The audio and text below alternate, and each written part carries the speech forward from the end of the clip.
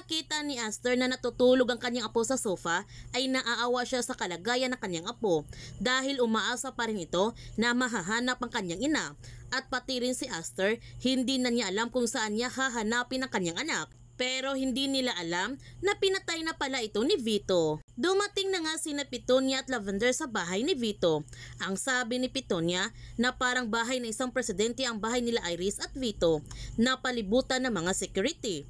Nagtanong si Lavender dahil ba ito sa nangyari kay Max. Ang sagot ni Petunia, oo. Nasagasaan daw ito, pero bago masagasaan si Max, kinidnap daw muna siya at ang kabit daw ni Tyrone ang may kasalanan, at nagdududa sila nito na may tauhan na ngayon si Jasmine Flores, isang private army, pero hindi nila alam na mag-isang tinarabaho lamang ni Jasmine si Max.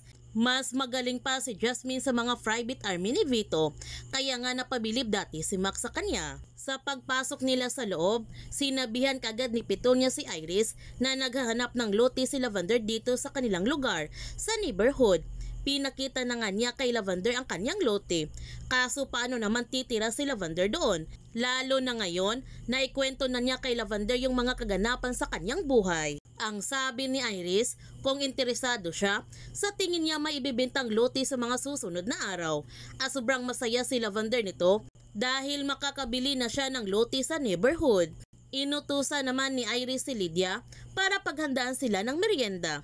Nung nakita ni Lydia si Lavender, binati niya ito kaagad. Nagtataka si Iris kung bakit kilala ni Lydia si Lavender, kaya tinanong niya ito kung magkakilala ba silang dalawa. Ang sagot ni Lydia na oo. Sinabihan ni Lavender si Iris, nagkita sila ni Lydia sa ospital nung araw inhatid siya nito. Ang sabi ni Lydia, nagkita rin sila ulit ni Lavender sa sementeryo nung araw ng libing ni Max. Nagtanong si Iris kay Lavender, nakipaglibing ba siya? Ang sagot ni Lavender na hindi.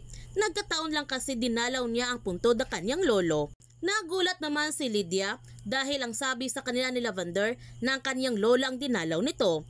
Pero nakahanap kaagad ng palusot si Lavender at ang sabi niya na doon kasi nakalibing ang kanyang lolo at lola. Pareho sila. At naniwala naman sila sa mga sinasabi ni Lavender. Bumalik si Lily sa bahay ni Iris dahil naiwan niya ang mga gamit ng mga bata. Ang sabi ni Lavender, nang saya siguro pag maraming bata sa bahay. Ang sabi ni Petunia, oo masaya, pero madalas migraine.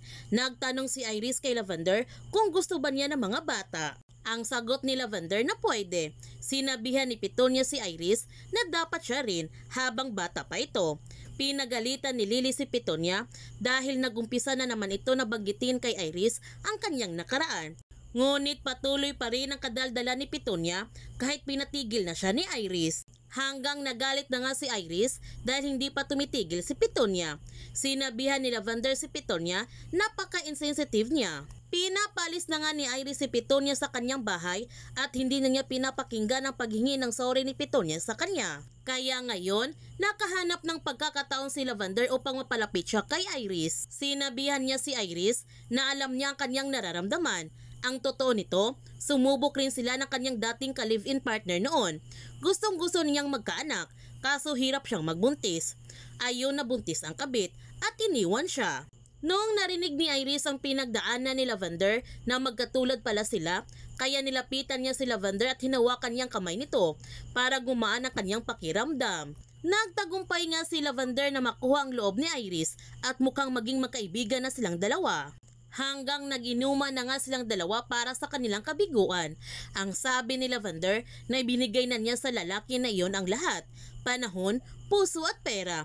Nakakarilit nga dito si Iris dahil yan din ang nangyari sa kanya. At pakiramdam ni Iris na ginagamit lamang siya ni Tyrone dahil milyones ang kinuha nito mula sa kanilang kumpanya. At ang pinakamasakit doon, ibinigay ni Tyrone ang lahat sa kabit niya. Nagtanong si Lavender na mas minahal ba ni Tyrone ang kabit nito. Ang sagot ni Iris na siguro, baka dahil may anak na sila na kanyang kabit tapos sila ay wala.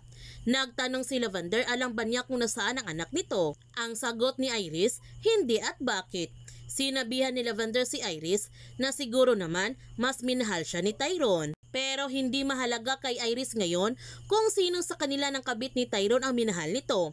Ang tanging mahalaga ni Iris ngayon ay makaganti sa kabit niya at papatayin niya ito.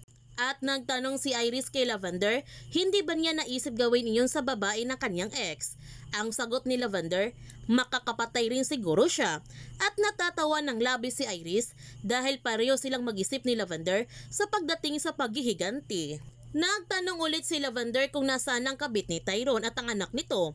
Ang sagot ni Iris, hindi niya alam. Pero alam niya, nararamdaman niya na parang malapit lamang ang kabit ni Tyrone sa kanya. Noong uuwi na si Lavender, naghintay naman sa kanya si Angel upang ibigay nito sa kanya ang kanyang drawing ng isang bulaklak. At sobrang masaya si Lavender dahil sa unang pagkakataon, nakatanggap siya ng regalo mula sa kanyang anak. Samantala, naalala ulit ni Iris ang kanilang masayang alaala noon ni Tyrone na sobrang excited nilang dalawa sa kanilang baby. Pero nabago ang lahat nito nung nakunan siya. Pumunta si Sandro sa terrace ni Aster upang mag-imbestiga doon at nagpapanggap siya bilang kliyente upang hindi nila malaman ang kanyang pag-imbestiga. Kinunan niya ng litrato ang lahat ng kanyang nakikita at pati na si Aster.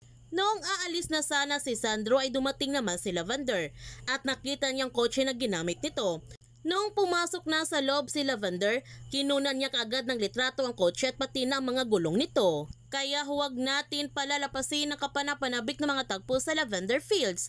Kung bago ka pa channel ko, don't forget to like, subscribe, and click notification bell para palagi kang updated sa mga videos in-upload ko. Thank you for watching and God bless to everyone!